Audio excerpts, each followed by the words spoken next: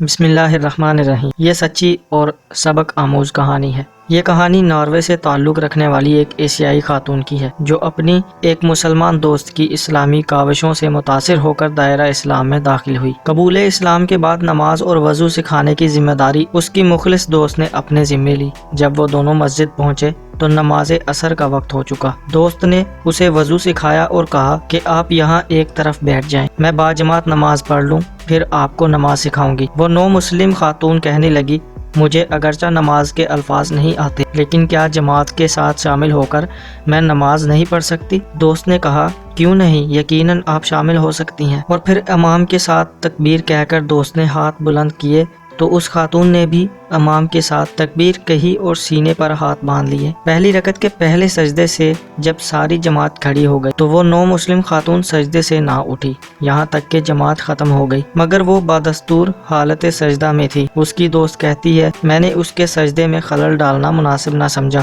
اور نماز کے بعد کافی دیر اس کی منتظر رہی۔ بالآخر اس نے سجدے سے سر اٹھایا تو آنکھیں آنسوؤں سے تر تھیں۔ میں نے اسے تنہا چھوڑنا مناسب سمجھا اور خود ایک طرف جا بیٹھی۔ کافی دیر بعد وہ خود اٹھ کر میرے پاس آئی اور سامنے بیٹھ گئی اور خود ہی گویا ہوئی کہ دراصل یہ میری زندگی کا سب سے پہلا سجدہ تھا۔ جو ہی میری پیشانی زمین پر لگی، میرے زبان سے بے اختیار نکلا، اے اللہ، میں تیری بندی ہوں، تیرے پاس آئی ہوں، مجھے معاف کر دے، میں اب تک تجھے بھولی رہی۔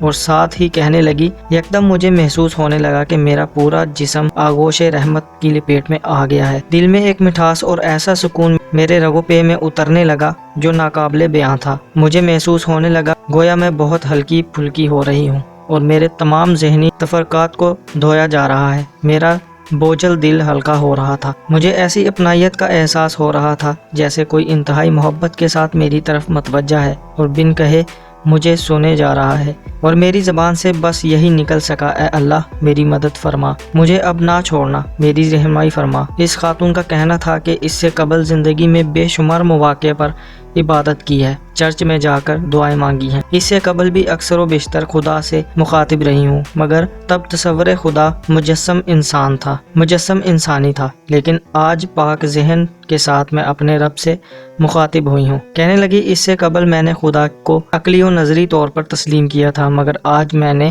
اسے اپنے اندر احساس کی سطح پر پا لیا ہے، جس نے میرے ایمان و یقین کو کئی درجہ بڑھا دیا ہے، اور اب میرے لیے ایک اور واحد اللہ ناقابل انکار حقیقت ہے۔ اللہ ہر دل میں ایمان کے نور کی روشنی عطا فرمائے، آمین۔ دوستو، اگر آپ کو کہانی اچھی لگی ہو تو اس ویڈیو کو لائک کر دیں، شیئر کر دیں اور ہمارے چینل کو ضرور سبسکرائب کر لیں اسی طرح کی اچھی اور سچی کہانیاں سننے کے لیے۔ ملتا ہوں آپ سے نیکسٹ ویڈیو میں، تب تک مجھے اجازت دیں، اپنا خیال رکھیں، اللہ حافظ۔